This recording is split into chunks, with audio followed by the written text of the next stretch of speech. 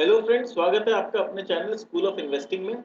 जहां आप सीखते हैं कि किसी भी कंपनी में इन्वेस्ट करने से पहले कैसे उस कंपनी के बारे में पूरा इन डेप्थ स्टडी किया जाता है, उसके बारे में कंप्लीट नॉलेज ली जाती है और फिर हम लोग डिसाइड करते हैं कि ये कंपनी इन्वेस्ट करने लायक है या नहीं, और यदि है तो किस प्राइस में इसमें इंटर करना हम लोग के लिए सबसे बेटर रहेगा, ताकि हम लोग शेयर लेने के बाद अचानक से बहुत ज्यादा डाउनफॉल ना आ जाए। हेलो फ्रेंड्स, मेरा नाम है मनीष अग्रवाल और आज जिस कंपनी के बारे में हम डिस्कस करने जा रहे हैं वो इंडिया की वेगन्स बनाने वाली, रेलवे वेगन्स बनाने वाली और रेलवे कोचेस बनाने वाली इंडिया की सबसे बड़ी कंपनी। अगर आपने नाम गेस कर लिया तो कमेंट बॉक्स में लिख के बताइए, वरना अभी हम लोग चलते हैं और देखते हैं कि कौन सी कंपनी के बारे में हम डिस्कस करने जा रहे हैं। तो कंपनी का नाम है, जैसा आप देख सकते हैं, टीटागढ़ वैगन। ये वेस्ट बंगाल की कंपनी है। इसका मार्केट कैप कितना है? 1863 करोड़ रुपया मार्केट कैप है। करंट प्राइस 156 के आसपास है। हाई 158 है, तो ऑलमोस्ट अपने 52 वीक हाई पे ही ट्रेड कर रही है और 75 इसका लो था। बुक वैल्यू 70-71 रुपया है। पीई आपको लग रहा हो कि यहाँ पीई क्यों नहीं दिखा रहा है? ये पीई इसलिए नहीं दिखा रहा है क्योंकि ट्रेलिंग 12 मंथ्स में company is a loss making. तो अब आप सोचेंगे कि अगर ये कंपनी लॉस मेकिंग है तो मैं इसके बारे में स्टडी क्यों कर रहा हूँ या हम लोग चर्चा ही क्यों कर रहे हैं? तो हम लोग इसके बारे में क्यों चर्चा कर रहे हैं, पहले इसको हम लोग देख लेते हैं, तब हम लोग को इंपॉर्टेंट समझ में आएगा कि आगे फ्यूचर में क्या एक्साइटिंग पॉसिबल है।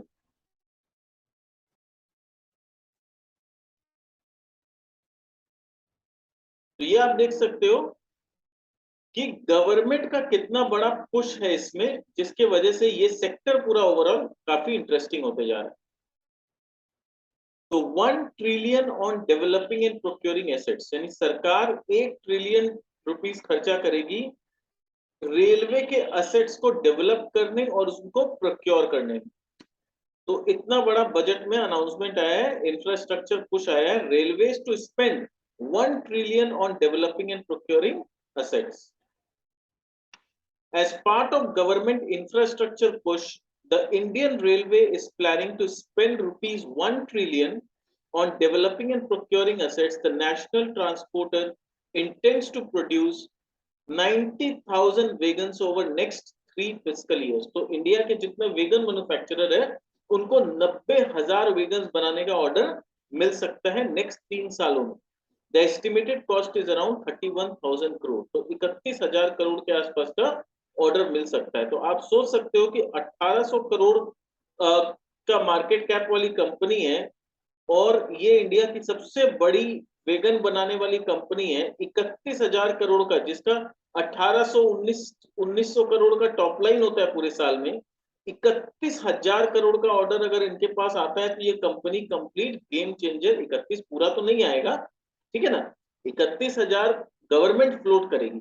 31,000 में अगर 50%, 15,000 करोड़ का भी ऑर्डर इनके पास आ जाता है तो आप खुद समझ सकते हो कि ये कंपनी कहाँ जा सकती है। तो you can analyse, that is the reason. ये कारण है कि मैंने डिसाइड किया कि इस कंपनी को डीपली स्टडी किया जाए और इसके बारे में देखा जाए। देखिए, पास्ट में तो ज्यादा कुछ देखने लायक नहीं है, it's a loss making company, but future में कंपनी क्या इंटरेस्टिंग कर रही है, क्या फ्यूचर में इनके पास कुछ बेटर हो सकता है, क्या नंबर्स यहाँ से चेंज हो सकते हैं, that is something we have to look for. तो हम लोग वही चीज देखेंगे। सेल्स इनका 1952 करोड़ का है ट्रेलिंग 12 मंथ्स में। प्राइस टू बुक का बात करें तो बहुत ज्यादा एक्सपेंसिव नहीं है, 2.2। हाँ, डेट बहुत ज्यादा है, 1920 करोड़ का डेट है, तो that is something not very good sign. Debt equity is 1.09, तो ऐसा कोई डेट इक्विटी रेशियो कोई बहुत ज्यादा खतरनाक नहीं है। Return on capital employed 7.86, return on equity minus. तो मैंने बताया कि नंबर्स में अपने लोग देखेंगे ना, फंडामेंटल्स अगर मैं किसी को ऊपर ऊपर से दिखाऊं तो उनको लगेगा कि बेकार है, कंपनी में कुछ नहीं है। And I am my self saying कि अभी नंबर्स में कुछ भी अच्छा नहीं है, कुछ भी ऐसा इंटरेस्टिंग नहीं है नंबर में जो हम लोग को एक्साइट करे कि इस कंपनी के बारे में पढ़ना भी चाहिए है। ठीक है, इन्वेस्ट करना तो बहुत दूर का बात। करंट लाइबिलिटी 1270 करोड़ के आसपास है करंट लाइबिलिटी है। करंट एसेट 1500 करोड़ का है, तो that is okay, that is not a problem. Peg ratio भी नहीं है, ऑब्वियसली प्रॉफिट ही नहीं है, ग्रोथ ही नहीं है, तो पेग रेशियो कहां से आएगा? चार्ट में देखिए, आपको कुछ इंटरेस्टिंग नजर आएगा, नंबर्स में जो नजर नहीं आ रहा।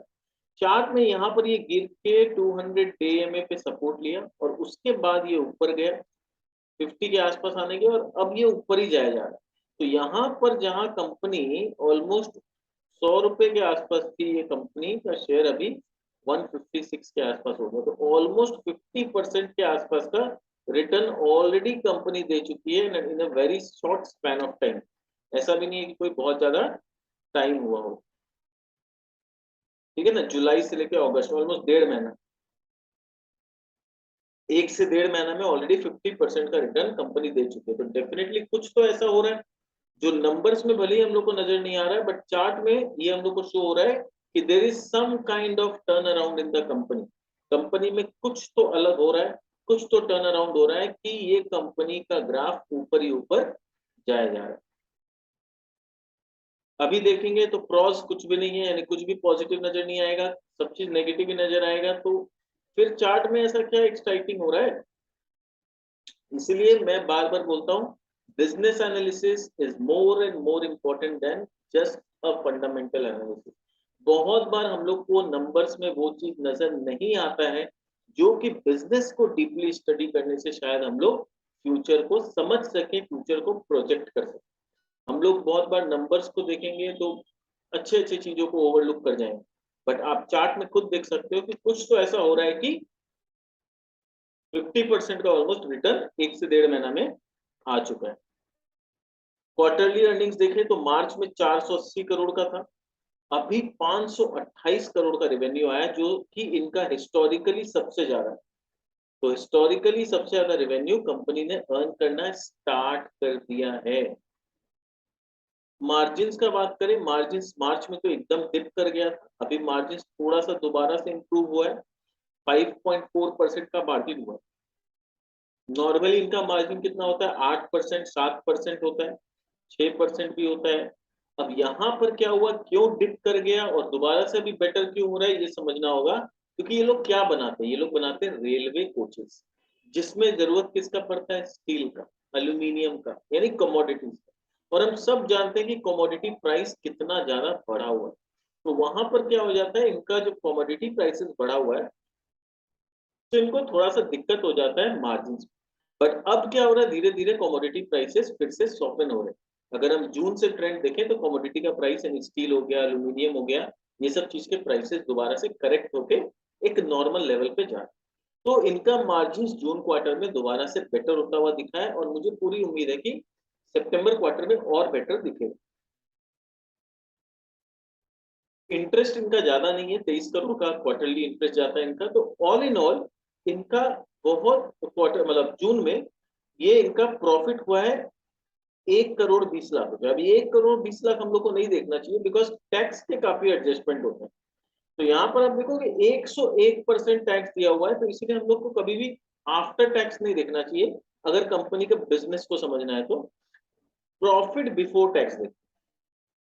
तो 6 करोड़ का कंपनी में प्रॉफिट हुआ है बिफोर टैक्स, जबकि मार्च में it was loss, profit before tax नहीं था, it was loss before tax. और उसके पहले 8 करोड़ का था। तो ये 8 करोड़ 4 करोड़ इस तरह का इनका प्रॉफिट आता है। अब अगेन समझना पड़ेगा कि 8 करोड़ 4 करोड़ इतना ऊपर नीचे क्यों होता है, क्योंकि इनका प्रोजेक्ट बेस्ड काम होता है। इनको ऑर्डर्स मिलता है कि भैया आप वैगन बना के दो। अब क्या होता है कि वैगन जब बना के जिस क्वार्टर में सप्लाई होता है और उस समय पैसा आता है, प्रॉफिट अचानक से बढ़ता हुआ दिखता है।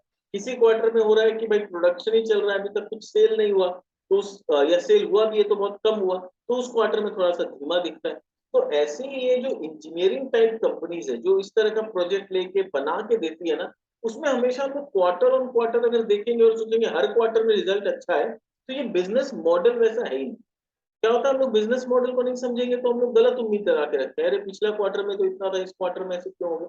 हम लोग को इस तरह की कंपनी में वो चीज वैसे स्टडी करने का होता ही नहीं। आप खुद कॉमन सेंस लगाइए कि कुछ प्रोजेक्ट मिला हुआ है हमको, मान लो 100 वेगन्स बनाना है, तो एक क्वार्टर में तो खाली वेगन बना ही रहे हैं, सप्लाई कुछ नहीं हो रहा है। तो जहां सप्लाई हो ही नहीं रहा है वहां अर्निंग आएगा कहाँ से? तो इसलिए बहुत जरूरी है कि हम लोग बिजनेस को समझें कि इनका बिजनेस का रोलिंग कैसे होता है।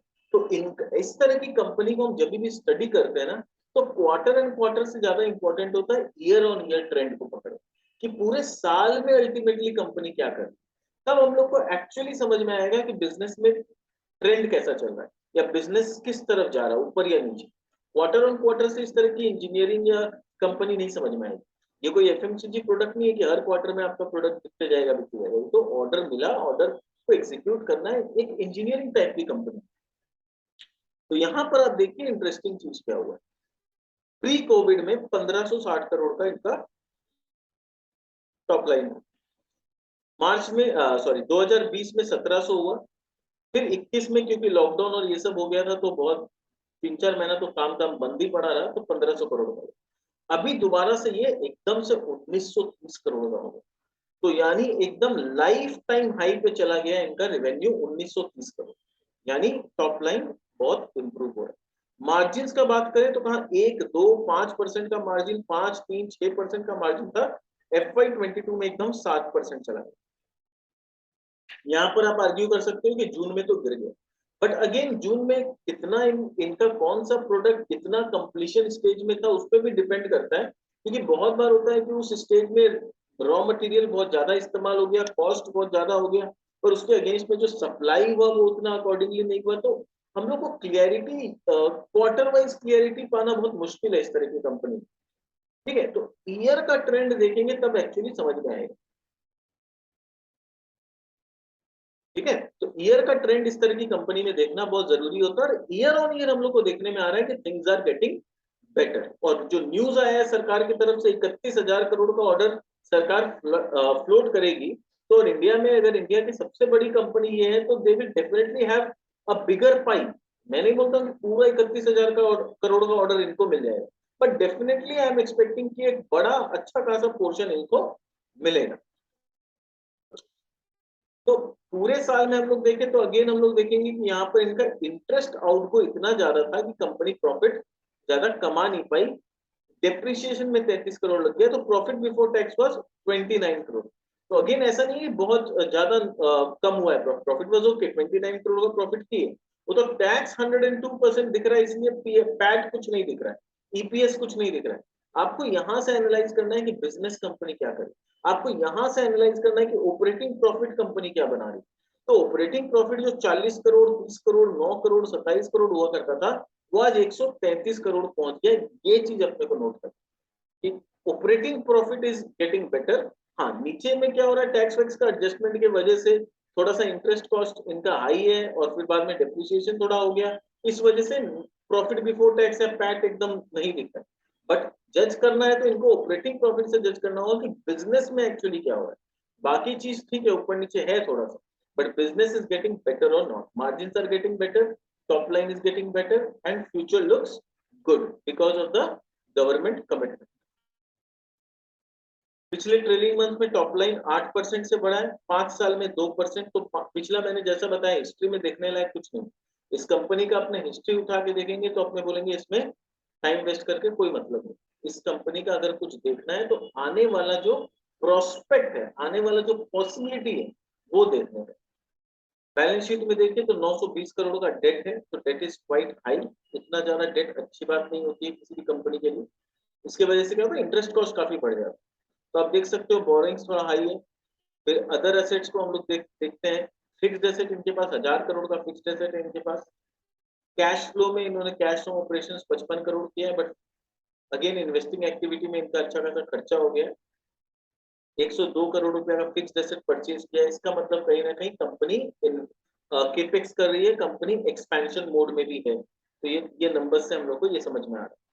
फाइनेंसिंग एक्टिविटी में देखें तो प्रोसीड्स फ्रॉम शेयर कुछ नहीं है।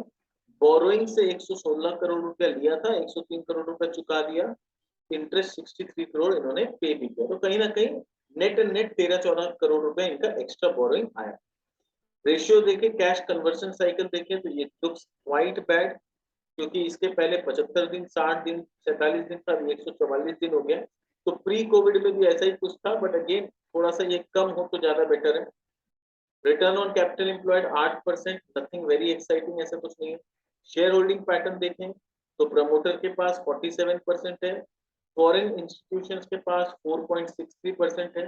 तो उनका होल्डिंग धीरे धीरे कम होते जा रहा है, which is not very good thing, कि 5.37% से धीरे धीरे ये 4.63 हुआ। सिमिलरली जो डोमेस्टिक म्यूचुअल फंड्स है वो भी 9.34% से आज धीरे धीरे 7.3% पे आ गए हैं। ठीक है, गवर्नमेंट का होल्डिंग कोई खास नहीं है, पब्लिक के पास 40%, तो पब्लिक के पास 39% से बढ़ते बढ़ते आज 41 हो गए। तो इस तरह का शेयर होल्डिंग पैटर्न थोड़ा सा नेगेटिव सिग्नल देता है कि जहां म्यूचुअल फंड का इंटरेस्ट धीरे धीरे कम हो रहा है इसमें, जहां पर फॉरेन इन्वेस्टर का इंटरेस्ट धीरे धीरे थोड़ा सा रिड्यूस हो रहा है।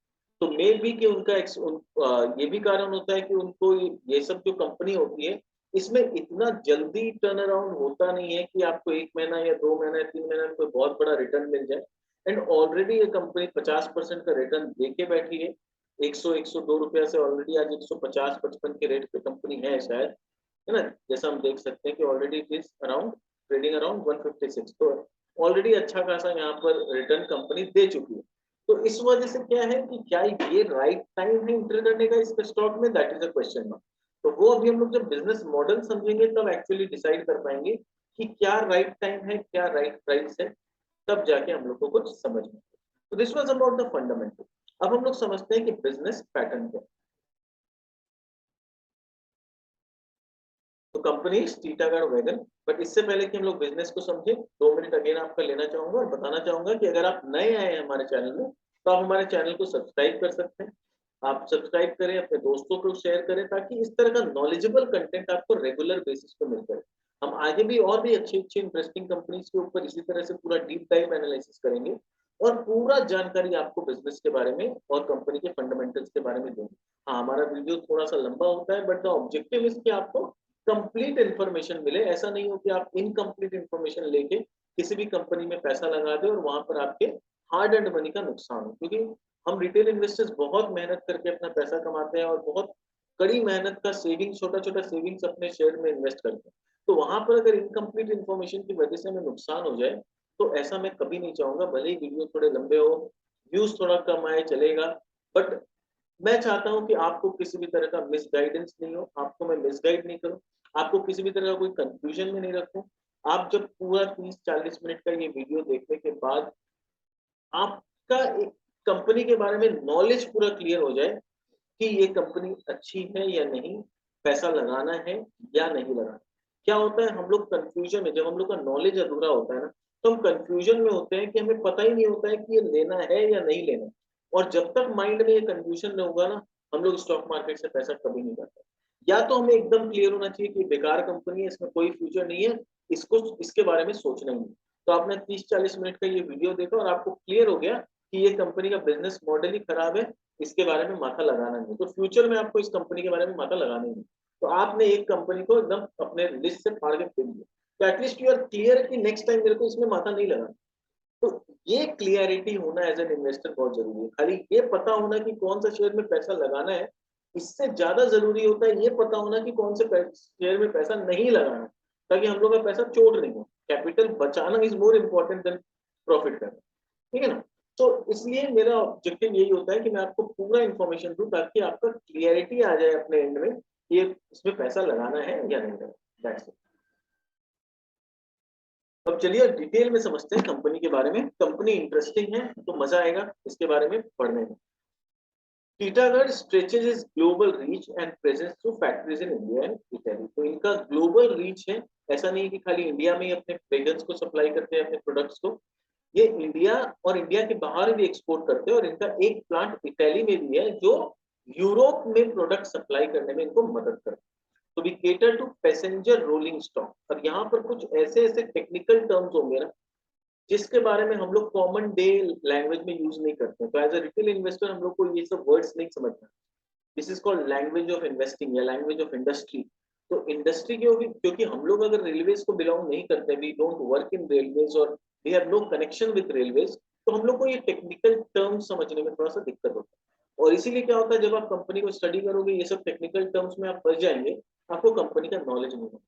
तो मेरा ऑब्जेक्टिव है कि मैं आपको हर एक सिंगल वर्ड का मीनिंग भी बताऊं, ताकि आपको लैंग्वेज ऑफ इंडस्ट्री पूरा क्लियर हो जाए कि ये जब बोल रहा है passenger rolling stock, what does that mean.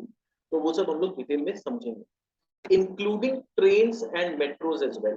तो इसमें क्या होता है, ये लोग क्या बनाते हैं, पैसेंजर रोलिंग स्टॉक बनाते हैं, जिसमें ट्रेन्स और मेट्रोज दोनों के लिए पैसेंजर रोलिंग स्टॉक्स बनाया जाता है। Our product range expands to include electric propulsion equipment. अब अगेन देखिए दूसरा technical word, electric propulsion equipment. अब क्या है, हम लोग जैसे कॉमन डे में ये सब वर्ड यूज नहीं करते, तो हम लोग को समझ में नहीं आया, ये माथा के ऊपर से निकल जाए क्या, ये इलेक्ट्रिक प्रोपल्शन क्या बोल रहा है। ठीक है, समझेंगे, इसको भी समझेंगे। Electric propulsion equipment such as traction motors, vehicle control systems. तो इलेक्ट्रिक प्रोपल्शन इक्विपमेंट में क्या क्या आ गया, ट्रैक्शन मोटर्स हो गया एंड व्हीकल कंट्रोल सिस्टम आ गया। तो ये इलेक्ट्रिक कंट्रोल सिस्टम है जिससे व्हीकल को कंट्रोल किया जाता है, उसको बोलते हैं electric propulsion system. Titagarh also designs and manufacture vegans. तो ये वेगन्स जो है उसको डिजाइन भी करती है और मैन्युफैक्चर भी करती है ना। वेगन क्या होता है वो भी हम लोग देखेंगे। वेगन, बहुत लोगों को लगेगा कि ये जो डिब्बा होता है इसको वेगन बोलते हैं, पर अगर इसको वेगन बोलते हैं तो कोचेस किसको बोलते हैं, है ना। तो रेलवेज में बहुत सारा ये सब इंडस्ट्री में क्या होता है, बहुत सारे ऐसे छोटे छोटे वर्ड है जो हम लोग सुन के इमेजिन कुछ और करते हैं, होता कुछ और। तो इसीलिए क्या होता है, हम लोग जब इस तरह की कंपनी को स्टडी करते हैं ना, तो कभी भी क्लियरिटी नहीं आता है, क्योंकि ये सब कॉमन टर्म्स जो लोग यूज करते हैं, हम लोग को मोस्ट प्रोबेबली इनका मीनिंग नहीं पता होता है। such as container flats, grain hoppers, cement wagons, clinker wagons, tank wagons. तो ये कितने अलग अलग टाइप के वैगन्स बनाते हैं, कंटेनर फ्लैट्स बनाते हैं, grain hopper, cement wagon, clinker wagon, tank wagon, ये अलग अलग टाइप के वैगन्स बनाते हैं। कंपनी क्या है, कंपनी सेटअप हुई थी 1997 में by mister Jagdish Prasad Chaudhary. It manufactured freight wagon, यानी जब ये स्टार्ट हुई थी तो ये क्या बनाया करती थी, फ्रेट वैगन। फ्रेट यानी जिसको हम लोग मालगाड़ी बोलते हैं सिंपल भाषा में, उसका जो वैगन होता है उसको बोलते हैं फ्रेट वैगन। फिर क्या बनाती थी, बेली ब्रिजेस बनाती थी, heavy earth moving and mining equipments बनाया करती थी, steel and spherical graphite iron casting किया करती थी, और कुछ अलग छोटे छोटे प्रोडक्ट्स बनाती। यानी जब कंपनी स्टार्ट हुई थी द ऑब्जेक्टिव वाज कि फ्रेट का वेगन्स बनाना। उस समय पैसेंजर वेगन्स का या मेट्रो रेल बनाने का ऐसा कोई भी इंटेंशन नहीं था। बेली ब्रिजेस बनाया करती थी, heavy earth moving and mining equipments बनाया करती थी, स्टील और ग्रेफाइट के आयरन कास्टिंग्स बनाया करती थी। और अभी कंपनी को कौन मैनेज कर रहा है, मिस्टर उमेश चौधरी। हेडक्वार्टर कहाँ था, headquarter in Kolkata India. The Titagarh group is a leading manufacturer of freight and passenger rolling stock. तो आज के डेट में ये फ्रेट की भी और पैसेंजर की भी रोलिंग स्टॉक में they are the leading manufacturer. Again ये rolling stock is a technical term, समझना है। Established as a rolling stock foundry unit in 1980s। तो established कैसा हुआ था, रोलिंग स्टॉक का फाउंड्री यूनिट के तौर पे ये स्टार्ट हुआ था। उस समय रोलिंग स्टॉक के प्रोडक्ट्स नहीं बनाया करते, सिर्फ उसका फाउंड्री यूनिट था। Titagarh started it's journey by producing railway castings. उस समय रेलवे के खाली कास्टिंग्स बनाया करती थी, लाइक बोगीज एंड कपलर्स। अब ये बोगीज क्या है, कपलर्स क्या है, सब समझेंगे। For Indian railways by 1997 Titagarh had produced its first railway freight wagon। और 1997 में इन्होंने पहला अपना रेलवे फ्रेट वैगन स्टार्ट किया। This served as a benchmark for future India. और ये जब पहली बार इन्होंने अपना फ्रेट वैगन बनाया, तब कंपनी को अपने अंदर कॉन्फिडेंस आया कि जब मैं फ्रेट का वैगन बना सकता हूं तो मैं और भी बहुत सारा चीज बना सकता हूं। तो this served as a benchmark for future, ये कॉन्फिडेंस आ गया and allowed Titagarh to establish itself as a leader in the Indian market. Soon after, Titagarh began to emerge as a significant exporter of freight wagon and wagon parts। और उसके बहुत जल्दी Titagarh wagon क्या हुआ, freight wagon और wagon parts export भी करना चालू कर दिया। तो क्या हुआ, यहाँ से कॉन्फिडेंस आ गया था मैनेजमेंट में, एक कंपनी में, कि हम और भी बड़ा स्टेप ले सकते हैं। होता है ना, हमारे सबके लाइफ में क्या होता है, एक पॉइंट होता है जहाँ ये कॉन्फिडेंस आता है कि अगर मैं ये कर सकता हूँ तो मैं इसके बाद भी और बड़ा कुछ कर सकता हूँ। तो वैसे ही यहाँ भी कंपनी में कॉन्फिडेंस आ गया। तो in 2015 Titagarh acquired 100% stake in Titagarh Firema. तो 2015 में इन्होंने 100% स्टेक लिया, किसमें, फेरमा में, जो कि इटालियन कंपनी है। बात की ना, इटाली में भी इनका एक मैन्युफैक्चरिंग यूनिट है जिसके थ्रू ये लोग यूरोपियन मार्केट को कैटर करते हैं। तो ये इन्होंने कब खरीदा, 2015 में इस कंपनी को अक्वायर किया। With an esteemed reputation of manufacturing passenger rolling stock. तो पहले इनका एक्सपर्टाइज किसमें था, खाली फ्रेट वैगन्स में था। ये लोग एक्सपोर्ट क्या करते थे, फ्रेट वैगन्स करते थे और वैगन्स के पार्ट्स करते थे। पैसेंजर व्हीकल में या पैसेंजर ट्रेन जो बोलते हैं, पैसेंजर ट्रेन और ट्रेन मतलब मालगाड़ी और नॉर्मल ट्रेन जिसमें हम लोग ट्रैवल करते हैं। तो हम लोग जिसमें ट्रैवल करते हैं उसको बोलते हैं पैसेंजर ट्रेन। और मालगाड़ी को हम लोग बोलते हैं फ्रेट वैगन नहीं बोलते हैं, फ्रेट ट्रेन बोलते हैं। तो वहां पर पहले ये लोग खाली फ्रेट वैगन्स और वैगन पार्ट करते थे। इस कंपनी को अक्वायर करने के बाद ये लोग पैसेंजर रोलिंग स्टॉक में भी आ गए। Now with a presence in 2 different continents, अब इनका एशिया में भी प्रेजेंस है इंडिया के थ्रू, और यूरोप में प्रेजेंस है इनका इटाली के थ्रू। तो 2 डिफरेंट कॉन्टिनेंट में प्रेजेंस हो गए। Titagarh has stretched it's global reach far and wide, thus having transformed itself into a global conglomerate। तो इन्होंने अपने आप को काफी एक्सपैंड किया और आज के डेट में ग्लोबली बहुत बड़ी कंपनी ऑलरेडी हो चुकी है। इटली में क्या है? Focused on high growth areas in the infrastructure sector, Titagarh is the largest private company in India engaged in manufacturing of freight and passenger rolling stock. तो इंडिया की आज के डेट में ये लार्जेस्ट कंपनी है जो कि फ्रेट और पैसेंजर रोलिंग स्टॉक सब बनाती है। After Titagarh group establishment in 97, the brand further diversified its portfolio in passenger division by acquiring 100% stake in the Italian company. With decades of experience, the premier Italian coach maker, यानी किसको बोल रहा है coach maker? ये बोल रहा है इसको फिएरमा को। ये बोल रहा है decades of experience, premier Italian coach maker has allowed Titagarh to offer the range of products, equipments and solutions and service to the rolling stock industry। ये बोल रहे हैं कि इतने साल के बाद, मतलब इन लोगों ने 2015 में अक्वायर कर लिया था इटालियन कंपनी को, बट अभी तक उस इटालियन कंपनी के प्रोडक्ट्स को इंडिया में बनाने का परमिशन नहीं था, या वहां के टेक्नोलॉजी को इंडिया में ट्रांसफर करने का परमिशन नहीं था। बट अब इतने साल के एक्सपीरियंस के बाद अब जाके उस इटालियन कंपनी से इनको परमिशन मिल गया है, या सरकार की तरफ से इनको परमिशन मिल गया है कि ठीक है वहां का टेक्नोलॉजी आप इंडिया में ट्रांसफर कर सकते हो, और जो प्रोडक्ट्स इटालियन वाली कंपनी बना रही है आप इंडिया में भी बना सकते हो, और वो सारे सर्विसेज प्रोवाइड कर सकते हो जो वो वहां पर कर रहे हैं। तो वही बोल रहे हैं with decades of experience it has allowed Titagarh to offer the range of product, equipment, solution and service to the rolling stock. These offerings include high speed and regional trains with standard EMU track gauge। तो इसमें क्या क्या चीज है? High speed और regional train भी है। High speed train है जैसे हम लोग बोलते हैं ना express train and local train, तो वैसे हाई स्पीड ट्रेन और रीजनल ट्रेन। इसमें स्टैंडर्ड ईएमयू ट्रैक गॉज है। What is EMU? ये भी हम लोग को टेक्निकल टर्म है जिसको हम लोग को समझना है, ये एक एक करके सब समझेंगे हम लोग। सिंगल डेकर हो या डबल डेकर हो, मेट्रो कोचेस बना सकते हैं, लाइट रेल ट्रांसपोर्ट बना सकते हैं, अंडरग्राउंड ट्रेन बना सकते हैं, electric and diesel locomotive coaches बना सकते हैं, electric and electronic equipment, static converters and tractions, engines, accessories, refurbishment, कितना कुछ एक्स्ट्रा है जो अभी तक इनको परमिशन नहीं था बनाने का, अब इनको परमिशन मिल गया है इंडिया में बनाने का। तो क्या लगता है आपको कि इसमें टर्न अराउंड आ रहा है?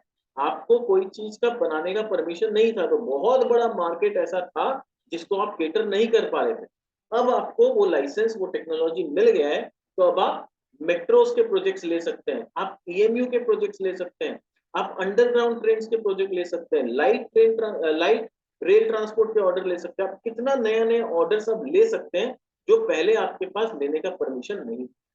तो यू कैन अंडरस्टैंड कि कंपनी के लिए रेवेन्यू का कितना बड़ा रास्ता फ्यूचर में खुलने जा रहा है।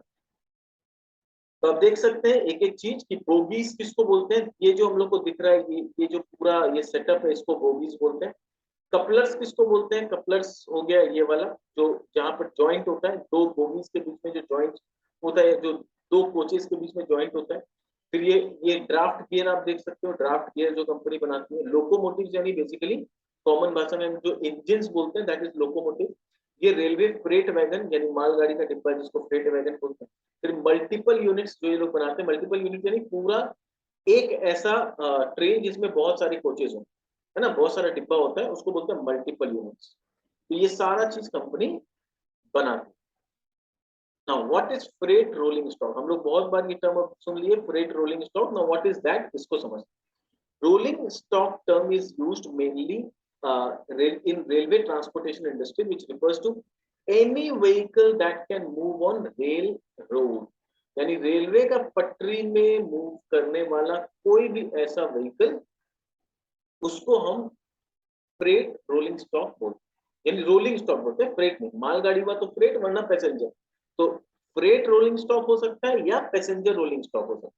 तो अगर वो मालगाड़ी का कोई डिब्बा या कोई ऐसा हुआ जो कि पटरी पे मूव कर सकता है, उसको बोलेंगे फ्रेट रोलिंग स्टॉक।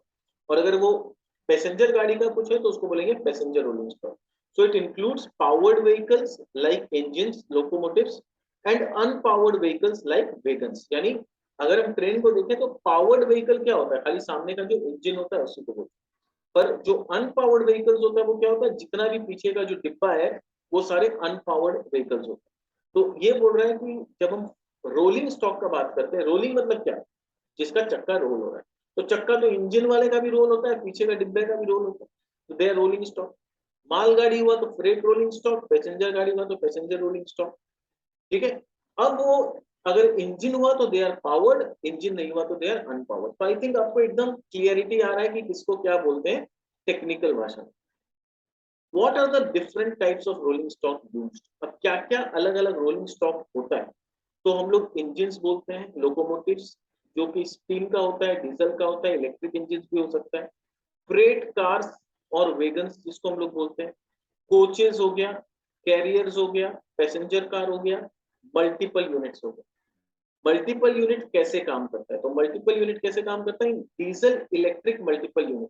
जो ईएमयू और डीईएमयू है, DEMU is diesel electric multiple unit. Multiple unit मतलब एक साथ बहुत सारा कोचेस आपस में अटैच है। Diesel engine drives the electric generator, तो ये डीजल से चलता है, सिंपल भाषा। जो इलेक्ट्रिक मल्टीपल यूनिट होता है जिसमें डी नहीं है, इट इज ओनली ईएमयू। तो ये इलेक्ट्रिक मल्टीपल यूनिट और ईएमयू क्या है, ये मल्टीपल यूनिट ट्रेन है consisting of self propelled carriages using electricity as a motive power. Now what is self propelled carriages? आप देखोगे कुछ कुछ गाड़ी होता है, जैसे ये गाड़ी हम देख सकते हैं, तो इसमें अलग से कोई इंजन नहीं है, वो अलग से इंजन का डिब्बा कुछ नहीं। आप मतलब नॉर्मली क्या होता है, अगर वो सेल्फ प्रोपेल्ड नहीं होगा तो इंजन को आप अलग कर सकते हो और बाकी पोर्शन को आप अलग कर सकते हो। बट जो सेल्फ प्रोपेल्ड सिस्टम है उसमें इंजन डायरेक्टली कनेक्टेड है, तो ऐसा कुछ नहीं है कि ये इंजन अलग है। Engine is already installed inside. जैसे यहाँ पर आप देख सकते हो ये पूरा एक कोच है जिसमें बस ये सामने का कुछ हिस्सा इंजन है। तो ऐसा कुछ नहीं है कि आप इसको काट के अलग कर सकते हो, इंजन को अलग कर सकते हो, ऐसा नहीं। तो ये सेल्फ प्रोपेल्ड कैरेजेस बोलते हैं, यानी जिसमें अलग से किसी तरह का पावर देने का जरूरत नहीं है, इंजन का जरूरत नहीं है, वो अपने आप ही इलेक्ट्रिसिटी से पावर लेके चलना चालू कर देगा। तो ऐसे यूनिट को बोलते हैं हम लोग जो इलेक्ट्रिसिटी से चलता है, उसको हम लोग ईएमयू बोलते हैं, that is electric multiple unit. ये सेल्फ प्रोपेल्ड कैरेजेस है। तो आई थिंक अब ये सब जो टेक्निकल भाषा आपको बहुत क्लियर हो गया। जब तक आप लैंग्वेज नहीं समझेंगे ना किसी इंडस्ट्री का, तब तक आप उस कंपनी के बारे में स्टडी नहीं कर पाएंगे, आपका नॉलेज क्लियर नहीं है। तो इसलिए इसमें टाइम जरूर लग रहा है, वीडियो थोड़ा लंबा होगा मुझे पता है, बट मैं चाहता हूँ कि ये आपके लिए एक एजुकेशन के तौर पर भी हो कि आपको पूरा नॉलेज हो कि भाई रेलवे में ये सब जो टेक्निकल टर्म्स जो लोग यूज करते हैं उसका मीनिंग होता क्या है। बहुत बार हम डीएमयू सुनेंगे, ईएमयू सुनेंगे, बट पहचान नहीं पाएंगे कि बोलना क्या चाह रहा है। तो जब तक पहचान ही नहीं पाएंगे तब तक तो कोई फायदा नहीं है ना, उस कंपनी के बारे में स्टडी नहीं कर पाएंगे हम लोग। तो थोड़ा टाइम भले ही लगे, but you should have a complete knowledge, आपको पूरा चीज क्लियरिटी से पता होना चाहिए। अब मैन्युफैक्चरिंग यूनिट और कैपेसिटी इनका क्या क्या है। तो कंपनी के पास 4 मैन्युफैक्चरिंग फैसिलिटी है, 2 इन टीटागढ़, 1 इन उत्तरपाड़ा, और दोनों ही वेस्ट बंगाल में है। तो 2 कहाँ पर है, टीटागढ़ में है, एक उत्तरपाड़ा में है, और 1 कहाँ है, भरतपुर राजस्थान में, राजस्थान। तो कैपेसिटी टोटल कितना है, 8,400 वेगन्स बनाने का कैपेसिटी है, दैट इज पर एनम। ठीक है। 200 metro coaches, 36 electric multiple coaches बनाने का है, and process around 30,000 tons of casting steel per annum. Steel casting क्या होता है, ये लोग जो प्रोडक्ट्स बनाते हैं उसके लिए इनको स्टील चाहिए होता है, पर स्टील को क्या करना पड़ता है, स्टील को गला के एक डेफिनेट शेप देना पड़ता है, जिसको हम लोग बोलते हैं कास्टिंग। ठीक है। कास्टिंग मतलब क्या है, जहां पर हम स्टील को एक शेप दे रहे हैं, स्टील को गला के हम एक शेप देने का कोशिश कर रहे हैं, जिसको हम लोग कास्टिंग बोलते हैं। तो स्टील कास्टिंग मतलब आपने स्टील को गला के एक जो कपलर से जो भी आपको बनाना है वैसा आपने शेप दिया, तो वो करने का भी इनके पास set capacity. Then they have a capacity to manufacture bridges, shelters and propulsion equipment system also. तो ये तो वेगन्स और कोचेस हो गया जो कि ट्रेन से कनेक्टेड है। उसके अलावा ट्रेन में जो इलेक्ट्रिकल सिस्टम, जो प्रोपल्शन इक्विपमेंट्स होते हैं, जो इलेक्ट्रिक जिससे कंट्रोल होता है, बेसिकली ये जो आप देख रहे हो ना इलेक्ट्रिक सिस्टम, ये जो है, फिर जहाँ से ब्रेक लगता है अंदर में सारा इलेक्ट्रिक सिस्टम होता है, उसको प्रोपल्शन सिस्टम बोलते हैं। चेन खींचते हैं, ट्रेन रुक जाता है, कैसे? प्रोपल्शन सिस्टम, ठीक है। तो ये सारा चीज भी ये लोग बना के देते हैं। ब्रिजेस क्या होता है, हम लोग देखते हैं जब हम लोग ट्रेन से जा रहे होते हैं तो बहुत सारा नदी बीच में आता है, तो एक ब्रिज का जरूरत पड़ता है जिसके ऊपर पटरी लगाया जाता है तो ट्रेन उस ब्रिज से पास कर सके। तो that is bridges that they make. Further more it has ship building division. Train के साथ साथ ये लोग शिप्स भी बनाते हैं और शिप बिल्डिंग भी इनका डिवीजन है, which delivered its first ship 1000 ton fuel tanker to the Indian Navy in 2018। तो 2018 में इन्होंने अपना पहला शिप डिलीवर किया था इंडियन नेवी। तो डिफेंस के लिए भी आगे चल के ये लोग काफी बड़ा रोल प्ले कर सकते हैं। हम लोग इसको शॉर्ट में समझते हैं कि इनके पास जो कैटेगरीज है उस कैटेगरी के हिसाब से क्या क्या डिवीजन है। तो पहला इनका रोलिंग स्टॉक का अगर डिवीजन का बात करें, फ्रेट रोलिंग स्टॉक, तो उसमें वेगन्स आ गया, लोको शेल्स आ गया, बोगीज एंड कपलर्स आ गया और छोटे मोटे कंपोनेंट्स आ गए। फिर पैसेंजर रोलिंग स्टॉक है, तो पैसेंजर रोलिंग स्टॉक मतलब जिसमें हम लोग ट्रैवल करते हैं, वहाँ मेट्रोज बनता है, पैसेंजर के कोचेस बनते हैं, ईएमयू इलेक्ट्रिक मल्टीपल यूनिट याद रहेगा, मोनोरेल, ठीक है, प्रोपल्शन सिस्टम और उसके कंपोनेंट्स बनते हैं। फिर अदर्स में और क्या क्या बनाते हैं, दे मेक वॉरशिप्स, जो कि इन्होंने नेवी को सप्लाई किया था। पैसेंजर वेसल्स बनाते हैं, जैसे हम लोग फेरी में ट्रैवल करते हैं ना, तो वो पैसेंजर वेसल्स होते हैं। डिफेंस इक्विपमेंट्स बनाते हैं, ब्रिजेस एंड ट्रैक्टर्स भी ये लोग बनाते हैं।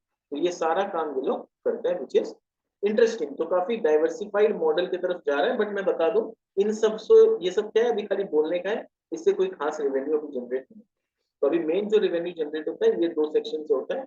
बट हाँ, आगे ऐसा नहीं है कि इससे हो नहीं सकता, क्योंकि जिस तरह से गवर्नमेंट डिफेंस को लेके भी काफी एग्रेसिव है और आत्मनिर्भर भारत की वजह से इंडिया में काफी अच्छे ऑर्डर्स गवर्नमेंट की तरफ से भी आ रहे हैं और एक्सपोर्ट ऑर्डर्स भी आ रहे हैं। तो ये जो सेगमेंट है ना इनका, ये भी आगे चल के काफी अच्छा डेवलप हो सकता है। सब्सिडरीज का बात करें तो company has an operating subsidiary in India name Titagarh bridges. तो नाम से समझ में आ रहा है कि ये क्या काम करती होंगी, जो कंपनी का ब्रिज बनाने का काम है वो ये लोग संभालते होंगे। एंड इंटरनेशनल प्राइवेट लिमिटेड, और ये दूसरी सब्सिडरी है, which was originally formed as a joint venture. तो पहले तो ये जॉइंट वेंचर था, बाद में टीटागढ़ वैगन ने इसको खरीद लिया और ये फ्रांस की किसी कंपनी के साथ joint venture. The company acquired the shares held by Matiere, यानी जो मेटेर एसएएस है इसके साथ जॉइंट वेंचर था और ये फ्रांस की कंपनी। बाद में इन्होंने पूरा अक्वायर कर लिया 50% शेयर इस जॉइंट वेंचर का, तो इसे अपनी सब्सिडरी बना दिया। एक्विजिशंस क्या क्या किया अभी रिसेंटली, क्या किया, this is interesting. The company has acquired land and infrastructure of precision shipyard located in Falta, West Bengal. तो वेस्ट बंगाल का एक डिस्ट्रिक्ट है फाल्ता, वहां पर एक शिपयार्ड था, प्रिसिशन शिपयार्ड बोल के एक कंपनी था, उसका इन्होंने लैंड और इंफ्रास्ट्रक्चर पूरा खरीद लिया in an auction of sale conducted by Union Bank of India. यानी यूनियन बैंक ऑफ इंडिया ने से इस कंपनी ने, प्रिसिशन शिपयार्ड ने कुछ कर्जा ले रखा होगा जिसको वो लोग चुका नहीं, तो यूनियन बैंक ने इसका नीलामी कर दिया और नीलामी में क्या हुआ, टीटागढ़ वैगन ने यूनियन बैंक से नीलामी में इस कंपनी को खरीद लिया।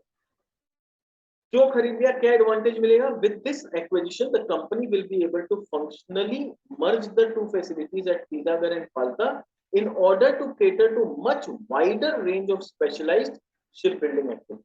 यानी कंपनी के पास ऑलरेडी शिप बिल्डिंग था टीटागढ़ में, फाल्ता में अक्वायर कर लिया, ये लोग दोनों को एक साथ क्लब करके एक बड़ा काम शिप बिल्डिंग में कर सकते हैं, क्योंकि कंपनी को कहीं ना कहीं फ्यूचर में दिख रहा है कि इंडियन गवर्नमेंट डिफेंस को लेके काफी ज्यादा एक्टिव है और डिफेंस में जब इन लोग काम करेंगे ना तो इनको ऑर्डर्स मिलेगा शिप बिल्डिंग में। क्यों मिलेगा, क्योंकि साउथ ईस्ट एशिया जो साउथ चाइना सी है वहां पर काफी टेंशन चल रहे हैं। अगर आप जियो पॉलिटिक्स को थोड़ा सा एनालाइज करोगे तो वहां पर काफी टेंशन चल रहा है। श्रीलंका को चाइना ने कर्ज में डुबा दिया, श्रीलंका आज के डेट में पूरा खत्म हो चुका है। चाइना श्रीलंका को कैप्चर करके इंडिया को चारों तरफ से घेरने का कोशिश कर रहा है। तो इंडिया अपने डिफेंस के लिए क्या करना चाह रहा है, वो सारा साउथ चाइना सी में इंडिया भी अपनी नेवीज को एक्सपैंड करना चाहता है। तो नेवीज को एक्सपैंड करना है तो क्या करना होगा, आपको शिप चाहिए। चाइना के पास इंडिया से शायद 10 गुना ज्यादा शिप्स होंगे, तो इंडिया को भी अपने शिप्स को काफी स्ट्रॉन्ग करना पड़ेगा। तो शिप बिल्डिंग का आगे चल के काफी ऑर्डर्स आ सकते हैं। इसलिए I am very interested in ship building companies. हमने मजगांव डॉक पे, कोचिन शिपयार्ड पे, गार्डन रिच शिप बिल्डिंग, ये तीनों कंपनी पे काफी डिटेल डीप एनालिसिस कर रखा है और वहां पर आपको इस इंडस्ट्री के बारे में बहुत सारा नॉलेज मिलेगा। आप मैं डिस्क्रिप्शन में या आई बटन में दो सारे वीडियो का लिंक दे दूंगा, या आप हमारे चैनल को भी विजिट करके वहां से भी देख सकते हैं। मैं कोशिश करूंगा कि आई बटन में और लिंक इन सारे वीडियोस का दे दूं। आप जरूर देखिएगा कि शिप बिल्डिंग में इंडिया में कितना बड़ा फ्यूचर में पोटेंशियल आ सकता है।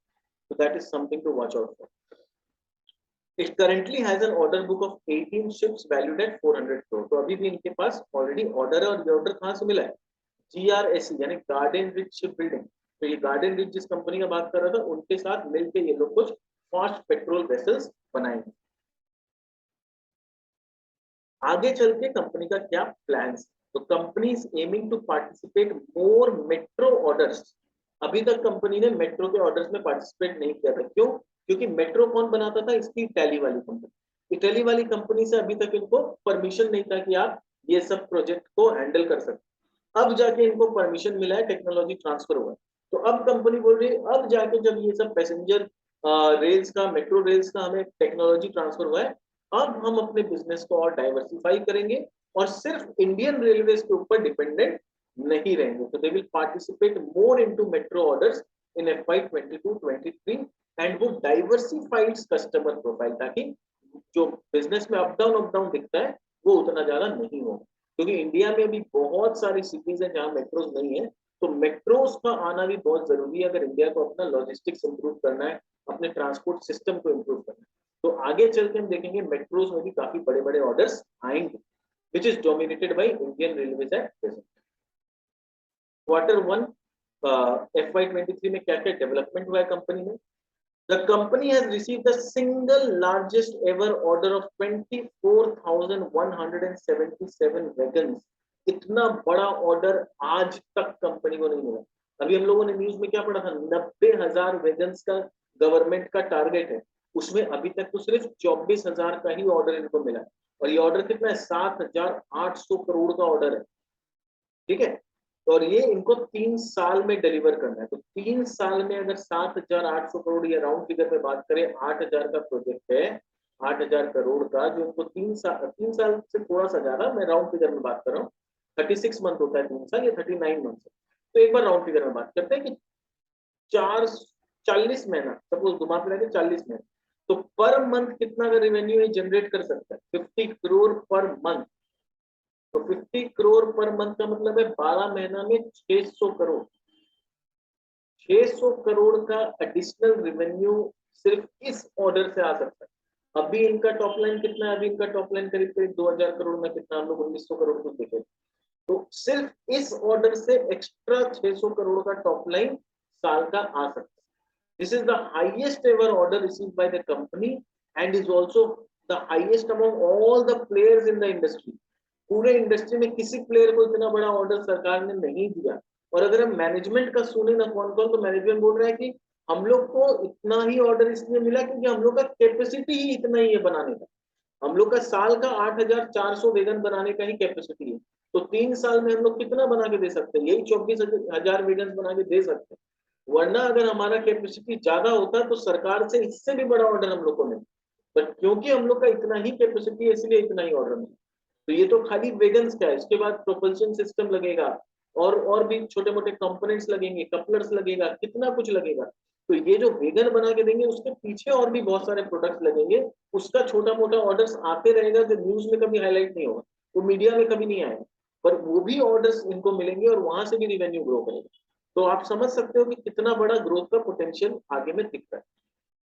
Received order worth rupees 184 crore from the largest rolling stock manufacturer in the world, CRRC।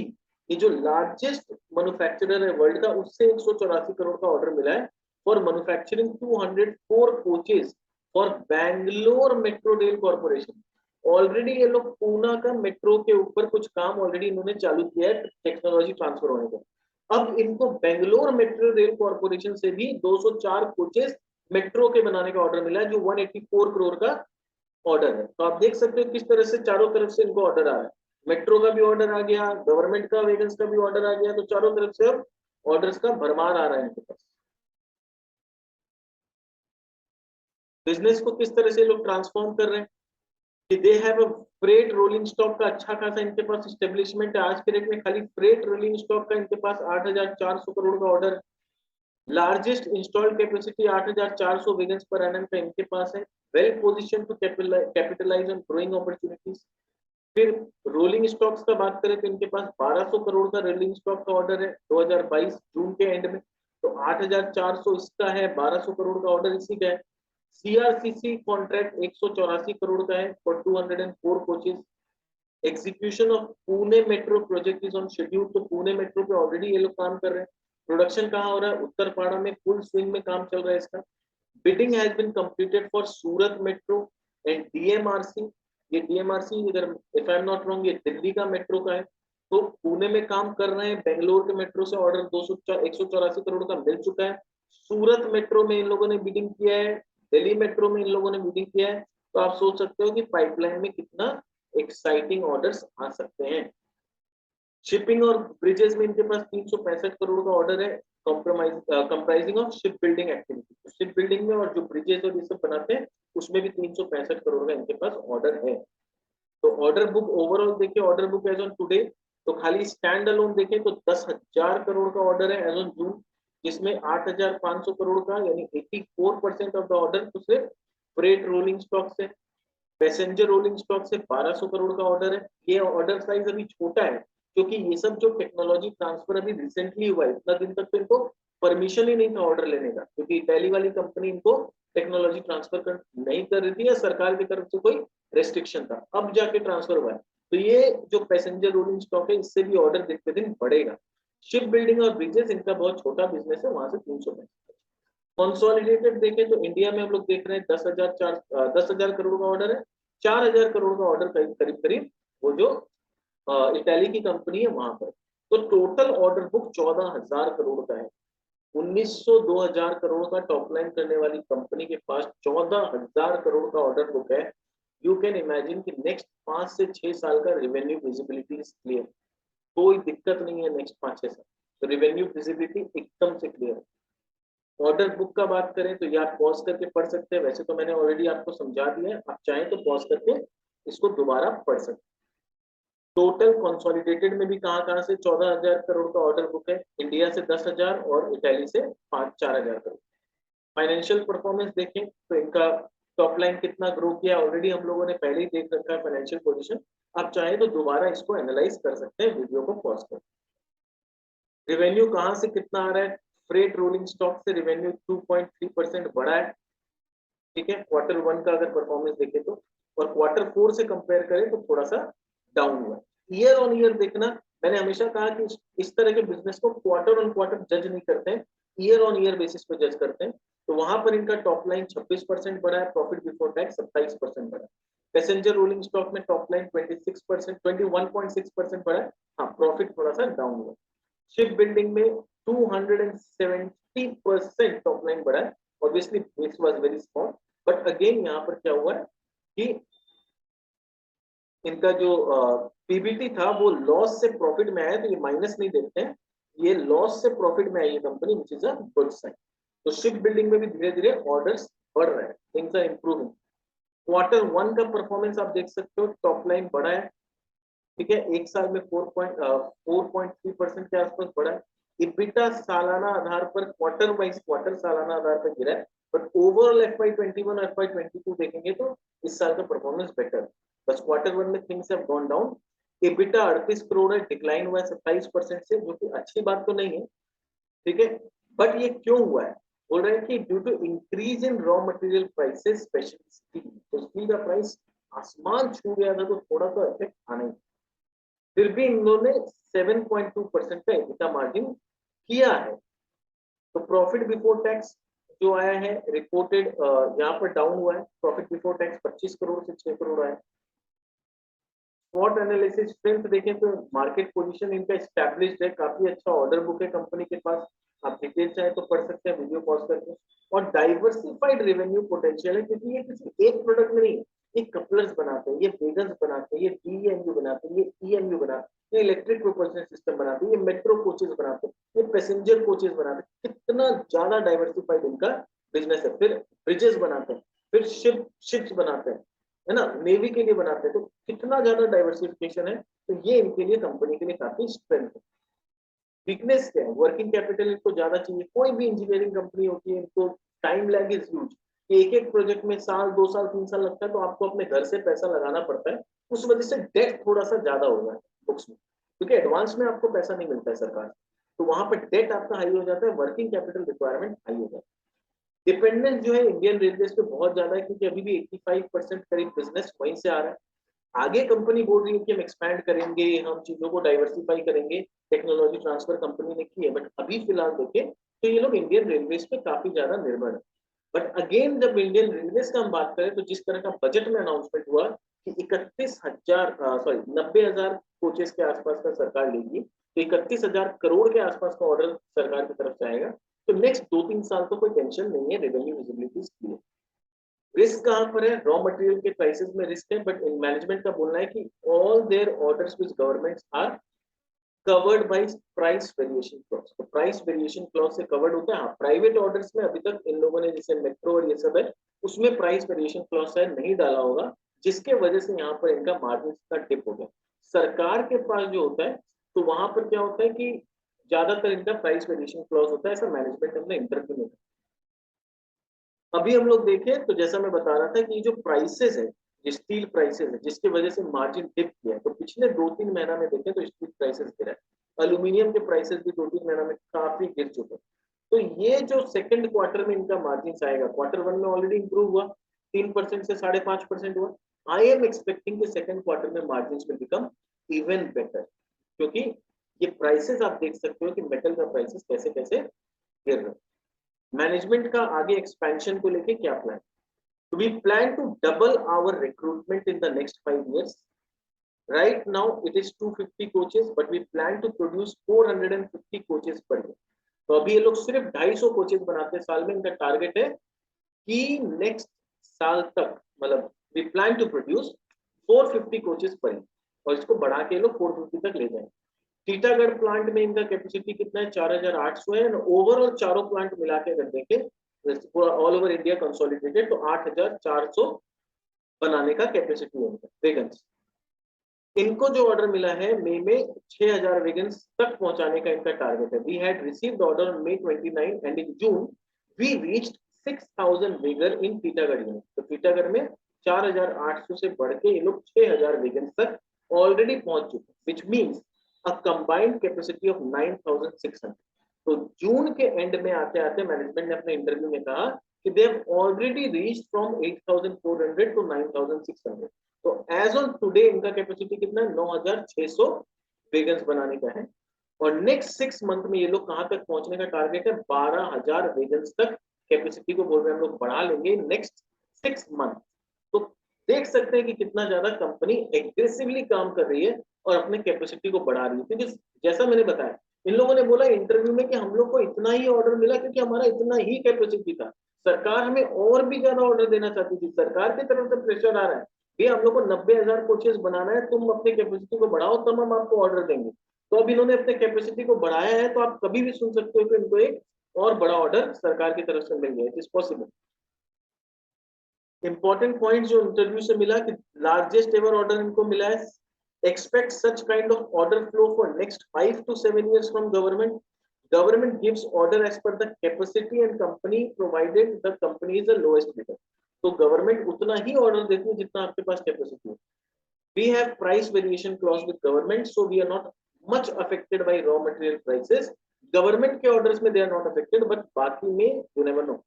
Sustainable EBITDA margin जो मैनेजमेंट का बोलना है कि 8 से 10% का हम लोग का आगे रहेगा। अभी स्टील का प्राइसेस अचानक से इतना आसमान छू गया था, तो हम लोग को थोड़ा मुश्किल हुआ, बट पूरा ओवरऑल ईयर का मार्जिन आप देखोगे तो 8 से 10% तक हम लोग पहुंच जाएंगे, ऐसा मैनेजमेंट का बोलना। इसीलिए मैं कहता हूँ कि ऐसी कंपनी को हम लोग ईयरली परफॉर्मेंस से देखना चाहिए, एक क्वार्टर पे जज नहीं करना। And we are planning to build our capacity further, जो कि दिख रहा है ऑलरेडी इन लोगों ने 9,600 वेगन्स का कैपेसिटी तक बढ़ा लिया। We have no big orders in defence segment, और उन्होंने साफ साफ बोला कि अभी डिफेंस में हम लोगों के पास कोई बड़ा ऑर्डर नहीं। तो इतना सब कुछ से हम लोग को कहीं ना कहीं क्लियरिटी आ गया कि इतिहास कितना बुरा था, हिस्ट्री में नंबर्स कितने खराब थे, बट आने वाला समय कितना बेटर दिख रहा है, कितना इंप्रूव्ड कंपनी का बिजनेस होता हुआ दिख रहा है फ्यूचर में, और मैनेजमेंट ने क्या गाइडेंस दिया है ग्रोथ के बारे में और मार्जिन के बारे में। उसको ध्यान में रखते हुए जो वैल्यूएशन हम लोगों ने निकाला है या मैंने निकाला है, कंपनी का अभी टॉप लाइन 1932 करोड़ है। मुझे लगता है कि अगर सब कुछ बहुत अच्छा चला तो भी मैंने कंजर्वेटिव होकर काम किया है कि टॉप लाइन में 11% के आसपास का ग्रोथ आ जाए। इबिटा मार्जिन मैनेजमेंट ने 8 से 10% बोला है, तो मैंने 10% लिया ऑन द बुलिश साइड, तो वहां पर इसका शेयर प्राइस 244 रुपया तक ऊपर जा सकता है। That could be the target. Normal अगर सब कुछ बहुत अच्छा भी नहीं तो कुछ खराब भी नहीं रहा, तो 9% का टॉप लाइन ग्रोथ आ सकता है। मार्जिन 8% का जैसा मैनेजमेंट ने कहा वो मेंटेन हो सकता है, तो प्राइस 147 तक जा सकता है, जो कि अभी ऑलरेडी 156 के आसपास ट्रेड कर ही रहा है। तो this is the normal situation. अगर आगे चल के चीज खराब होती है, गवर्नमेंट का फिस्कल डेफिसिट बहुत बढ़ जाता है, ऑर्डर्स आना बंद हो जाता है, बट फिर भी ऑर्डर तो ऑलरेडी आ चुका है। ऑर्डर अगर कैंसिल हो जाता है, सरकार ऐसा ऑर्डर कैंसिल नहीं करती है, इन केस कैंसिल हो जाता है और खराब हो जाता है सिचुएशन, तो टॉप लाइन अगर सिर्फ 6% से बढ़ता है, मार्जिन एकदम गिर के 6% तक पहुंच जाता है, तो ये गिर के 66-70 रुपीज तक आ सकता है नीचे।